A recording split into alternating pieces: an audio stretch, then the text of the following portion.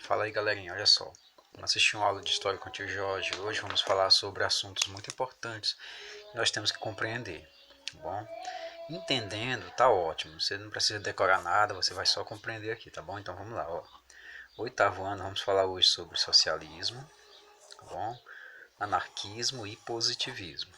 Vamos falar de forma bem compacta para você memorizar rapidinho, tá bom? No socialismo, ele é um conjunto de ideias, na verdade todas elas são, né? Elas foram surgidas no seio da Revolução Industrial.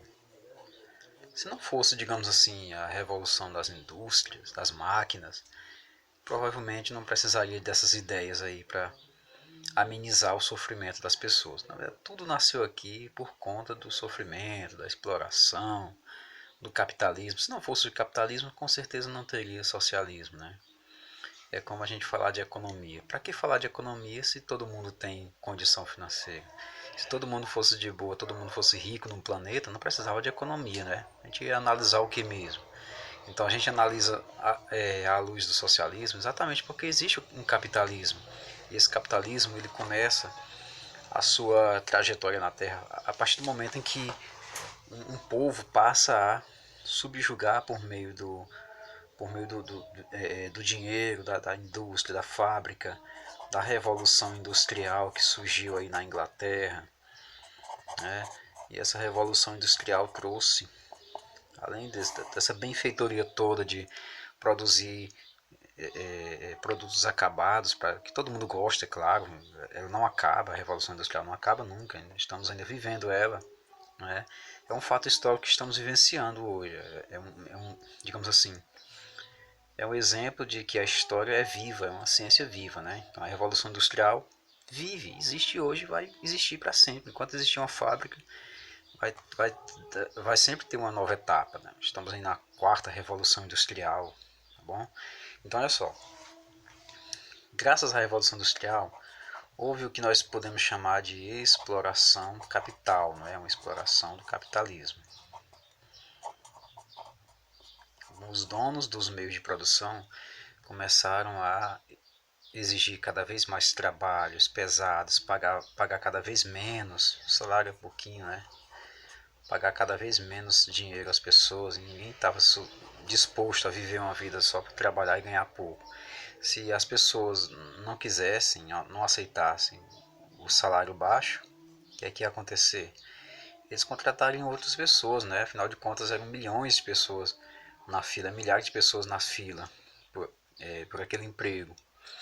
Então, considerando isso, o industrial sabia muito bem que o salário tinha que ser baixo, e não alto. Porque se alguém não quisesse, tinha outro que queria, né? Então, para evitar esse tipo de exploração capital, o pessoal começou a criar ideias que, de certo modo, atraíam a atenção das pessoas, né? O socialismo ele passa a ser uma ideia definida ou dividida entre o socialismo utópico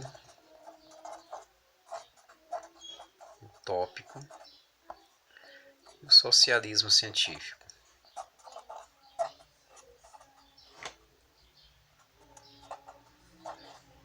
O que é isso, tio? Utópico vem de utopia, né? Vamos compreendendo aqui o que é utopia. Utopia nada mais é do que uma ideia de que o mundo pode ser um mundo melhor, mas que não há necessidade de luta, né? E que naturalmente, vamos só, utopia é como se fosse um lugar perfeito, né? Um paraíso na Terra, uma comunidade com base na perfeição, né? Depende do seu conceito de perfeição também. Você pode imaginar um lugar perfeito para você, mas que não é perfeito para outra pessoa. Então, até a utopia ela é uma coisa bem relativa, né? Você pode imaginar de um jeito, você pode imaginar de outro. Mas para a compreensão da gente, utopia é como se fosse uma fantasia, um sonho que não dá para realizar, tá bom? Ah, professor, entendi. Então quer dizer que é uma comunidade perfeita, é um lugar perfeito, uma cidade perfeita, um país perfeito, onde não tem pobre nem rico, não tem ninguém explorando ninguém, onde tudo funciona direitinho.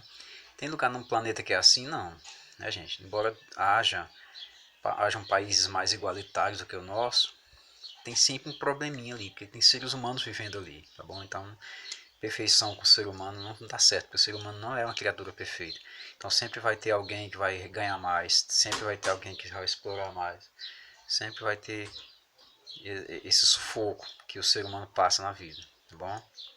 Embora existam lugares melhores, mas utopia vem de fantasia, de coisas irrealizáveis, tá bom? Então, claro que não é o conceito oficial, mas é só para a gente compreender. Então, logo, o socialismo utópico vem de um socialismo fantasioso que vai dizer que todo mundo vai se dar bem na vida, que o capitalismo naturalmente vai acabar com as desigualdades. Coisa que não esperaram tanto que não aconteceu, né? Aí no nosso material didático, nós temos aí alguns adeptos, né? Nós temos aí o Saint Simon,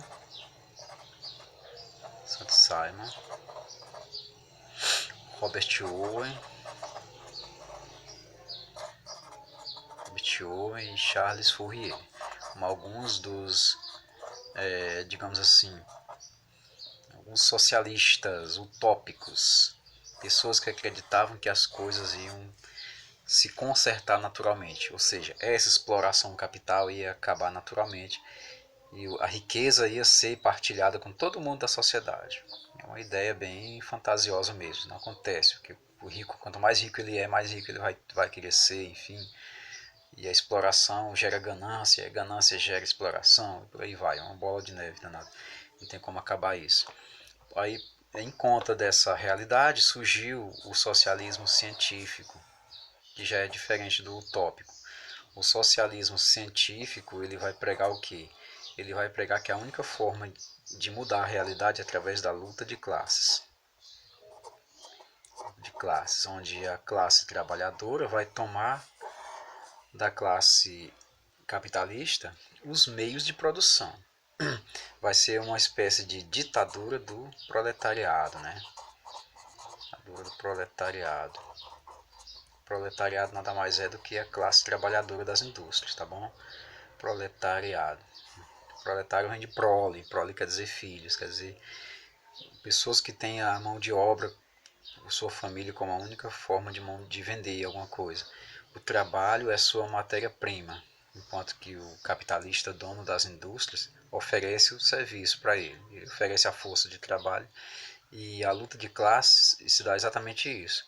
Da luta do proletariado versus o burguês, dono das fábricas. O burguês perderia essa luta e o Estado passaria a ser um Estado popular, né?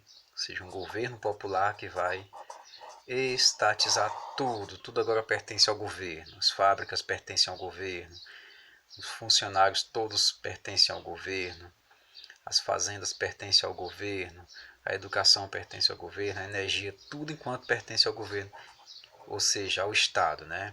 Ou vai haver uma estatização. Essa ideia de Estado mandando tudo, tal, o proletariado vencendo essa guerra contra o burguês, foi uma guerra fundada e criada por Karl Marx. Deixa eu colocar o nome dele aqui para a gente compreender. Karl Marx e Friedrich Engels. Esses dois aqui criaram o socialismo científico. E o socialismo científico ele serviu como base das ideias revolucionárias de 1917, onde nasceu uma revolução na Rússia, em plena Primeira Guerra Mundial. Essa revolução, chamada de Revolução Russa, transforma a Rússia na União Soviética. União Soviética. Soviética vem de sovietes, que eram os sindicatos da época, tá bom, pessoal? Então, olha só. Uma simples ideia de luta de classe tal, criada por Karl Marx e Friedrich Engels, surgiu o chamado capitalismo, aliás, socialismo científico.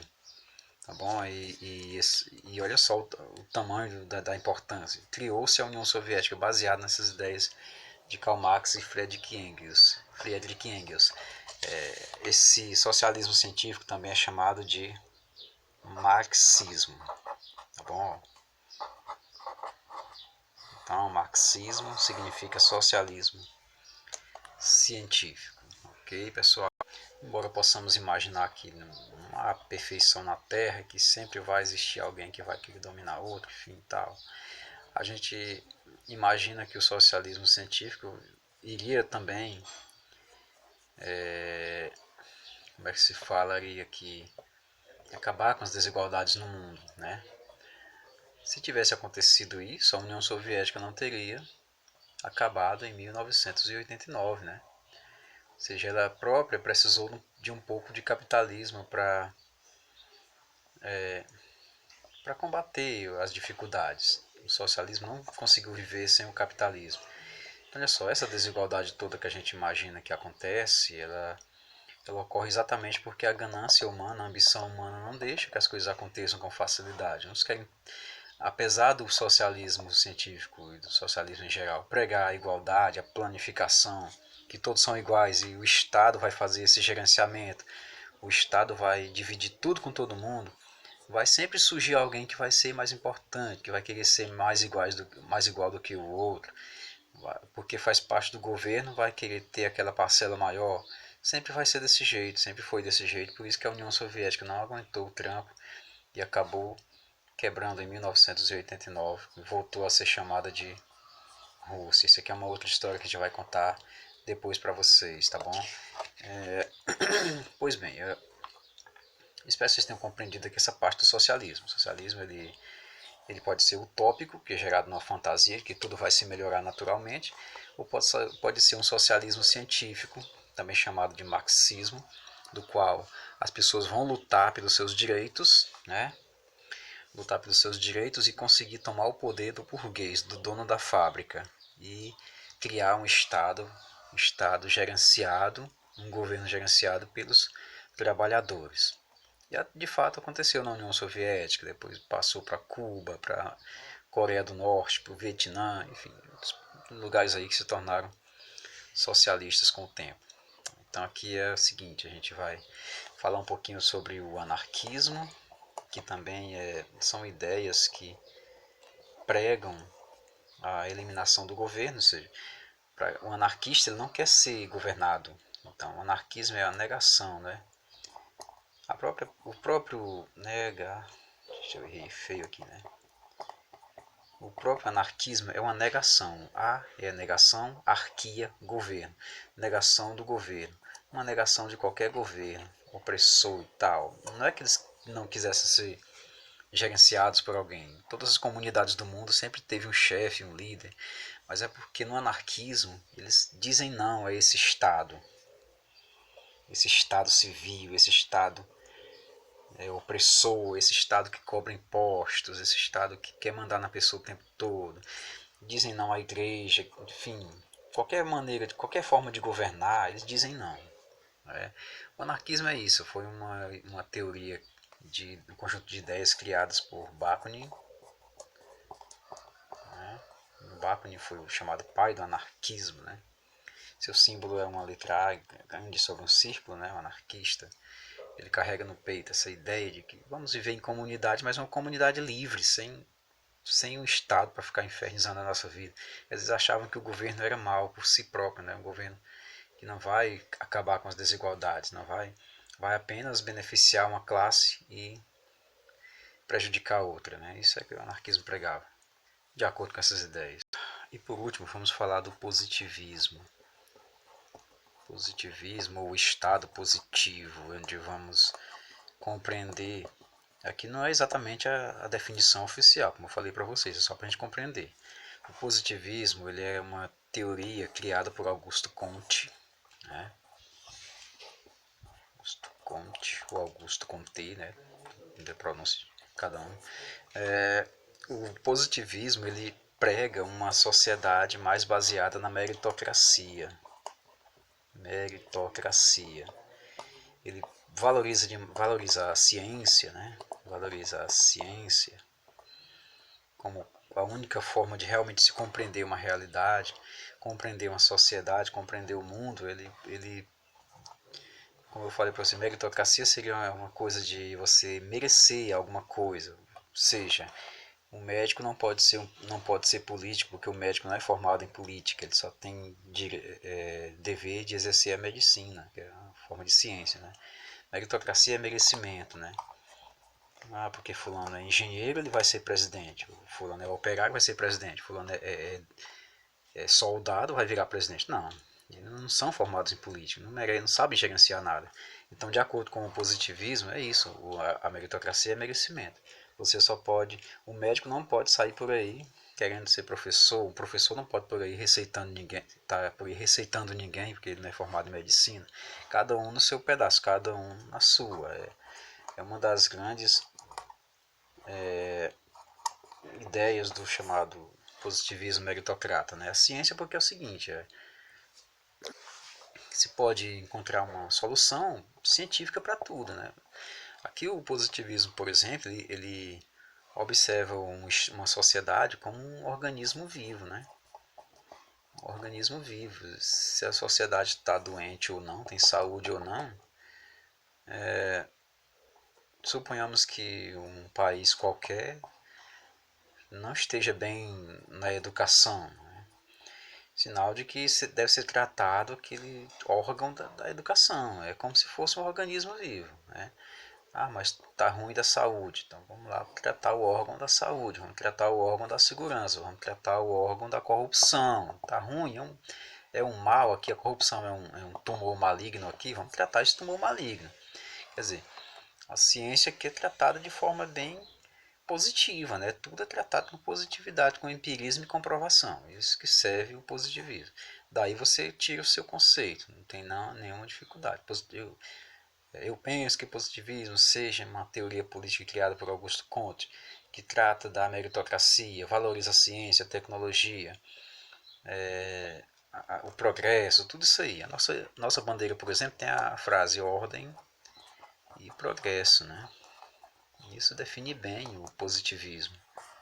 Define bem a teoria de que não há progresso sem ordem, né? Não há ordem sem progresso.